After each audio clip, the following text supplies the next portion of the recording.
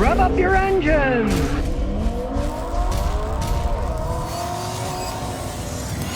All right, don't say I didn't tell you so, but I told you so. GM is struggling to hire hundreds of temporary workers, and the union bosses are saying, hey, let's drop the drug testing too. Like I said, GM quality's never been that great lately anyways. They're hiring temporary workers. I can't see the quality going anywhere but down from this move. And of course, now this is just normal vehicles they're building. They're also having a problem training people to build electric vehicles. I wouldn't put my money on a GM electrical vehicle for quite some time. They have enough problem building cars they've been building for over 100 years. Starting up something new with people that they're just training, I can see mistakes being made all over the place. Here again, we have the problem of greed. The companies want to make all kinds of money, but they want to pay the workers less and less. So the workers aren't all that motivated. The cars are getting more technologically advanced, and they're hiring temporary people to make them.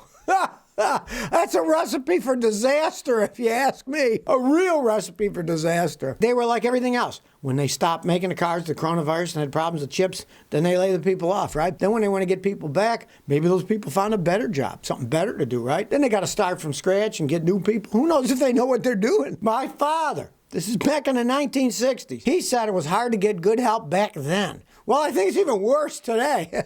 And you're hiring temporary workers to build your cars? I think I'm going to buy one of those cars myself. There we go. The more things change, the more they stay the same. The chief executive of General Motors, Barra, says that GM is going to agree to tighter federal restrictions to combat climate change from cars. Right? Well, if you go back a short time in history, when Donald Trump was president, not that long ago, they agreed with him that, oh yeah, we're going to loosen these emissions. But now, the Biden administration is in, and the wind's blowing to the other side, and so old Mary, she's blowing to the other side too. Now, they always said, politicians, they bend with the wind. If it's blowing to the left, they go to the left. Bend to the right, it's going to the right. Well, old Mary's proven that for executives, especially in General Motors, they do the same thing as the politicians.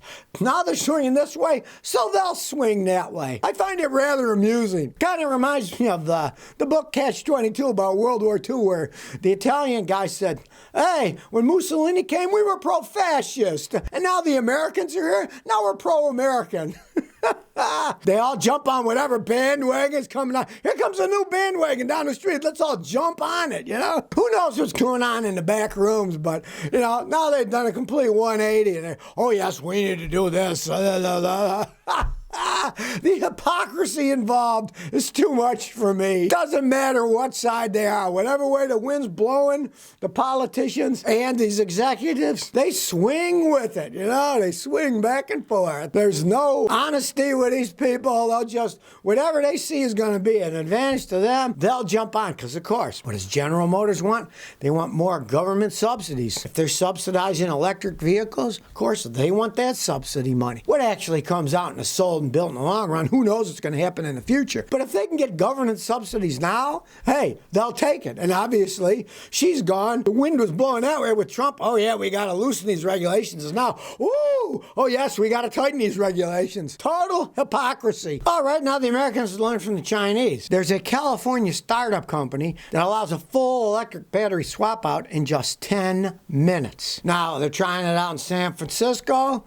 They gave an example of a guy who was an Uber driver with his Nissan Leaf. He's running out of power. So he drove into the station. In 10 minutes, they swapped his battery out for another battery. And so he could drive another 130 miles, and it cost them $13. Of course, this is a pilot program, but the Chinese have done hundreds of thousands of these swaps in China. It's obviously a thing that can work. The only problem is all these companies have different batteries. What's the guy going to have to do? Have a stock of 40 different batteries on the wall, you know? It's a great idea in theory, but there's so many different battery packs now. The Leaf turns out is an easy one to swap out. Try that on a Tesla. Good luck. This could be the future of certain car manufacturers. So you buy our car, we got places you can swap them all out. Takes 10 minutes, costs you $13. But let's put on our thinking caps. If they're going to be companies like this, and they charge $13 to swap them out, how's these guys going to make a profit? They're going to have to put a fortune into one of these places to get it set up, train all the people, and if all they're getting paid is $13, and of course it's not free to them, they got to pay for the electricity. It's not going to be a profitable enterprise. There aren't any smart capitalists that are going to put money into it to make such a small profit margin. That's where people don't even think long term. Like I've said earlier, electric cars, 90% of them are recharged at home. So if only 10% of the recharging is done on the road and $13 is all they're going to make on it, I can't see anybody going to put money into that infrastructure. It would make no sense. The only people that would put money into that kind of infrastructure would be the United States government, and they'd screw it up because every time they do something like that, it's just graft and corruption, and it never works right. But there's a place in California, of course, of all places, California, that's trying this battery swap out now. The name of this particular company is called Ample. I guess I mean there's ample electricity, right? But I just find it amusing because there are so many different batteries out there. How are they going to have them all in stock? You know, you're being lucky to have a different car you drive in, you're all ready. Well, we don't have that one in stock. Sorry about that. Kyle Jason 98 says, how can I remove dark lines from my car? I got a Honda Civic 2014. It has black lines on the trunk and the side of the car. I tried washing it, doesn't come off. What can you do? All right, it depends what it is.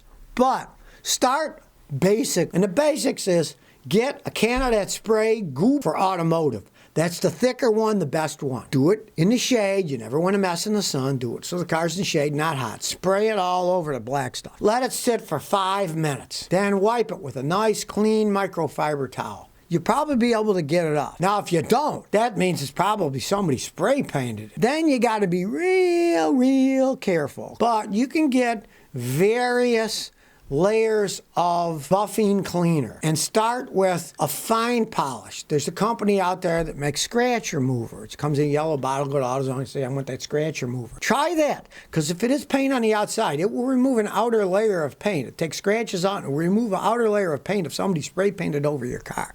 But you'll probably find the gooby gone automotive after it soaks for, a while. Then you wipe it off. Usually it will take it all off. And if you do that 2 or 3 times, it keeps getting more and more, it will eventually get it off. It hurts nothing. The only thing you do after you're done with the gooby gone is, after it's cleaned and dried, then re-wax the area you worked on to keep the protective coating of wax over the paint. And then, of course, the more you wax your car, the slippier it is.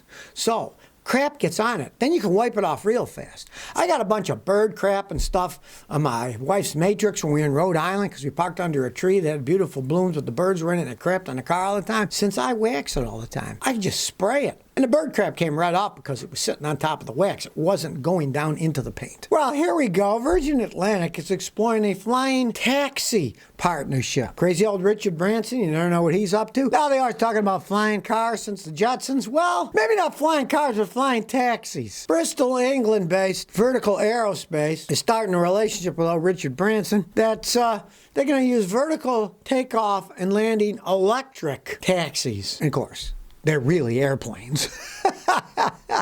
They just vertical takeoff and they switch over. So, of course, it's a lot less radical than flying drones and stuff like that. It's an actual plane, really. Vertical takeoff, and then it goes and flies around. Those have been around for quite some time. Of course, if you know anything about the problems they've had with the Osprey in the United States, well, maybe not such a great idea. No, their electric takeoff and landing vehicle, they're not doing anything radical. They're planning on using it as a shuttle service, like to go from Cambridge to Heathrow Airport to take people to a big airport. Now, their VAX-4 aircraft, but they're calling it a flying taxi, it can carry 4 passengers up to 100 miles. So it's got a reasonable range for an electric vehicle. Of course, it's quieter than a helicopter, and it doesn't pollute because it's electric, not using all the fuel like a helicopter, which uses, of course, jet engines and those things. They pollute like mad. And they claim being an electric plane, it'll be really quiet when it's just flying normally. Now, the British have laws for everything. Now, these things, by law, can only fly from heliports to airports to heliports. They'd have to go someplace. They're not going to come pick you up at your house like a regular taxi would. And as usual, they're all going for American money. The company's merging with another company called Broadstone, and they're going to be on the New York Stock Exchange. So everybody's trying to cash in on this new technology before the boom goes bust. I don't know how big of a market there'd actually be for something like this. They're stretching the bounds of technology and other people's money. Now, in the stock, they're saying it's worth $2.2 billion. Everybody's playing with other people's money here. And flying taxis, I don't know how big of a deal that thing's going to be in the long run anyway. If you go to England, you might be able to go in a flying taxi. So if you never want to miss another one of my new car repair videos, remember to ring that bell.